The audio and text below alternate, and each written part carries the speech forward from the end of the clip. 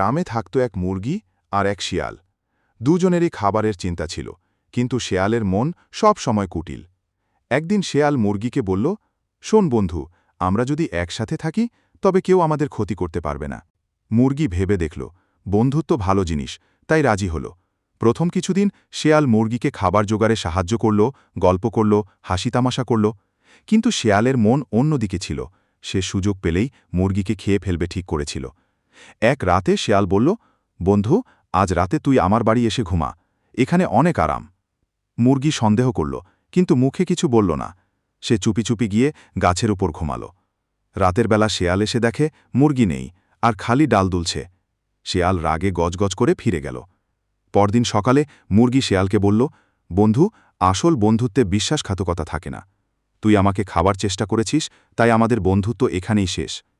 শেয়াল লজ্জায় মাথা নিচু করল, আর মুরগি উড়ে গেল নিজের ঝাঁকে। তবু কেউ লাইক সাবস্ক্রাইব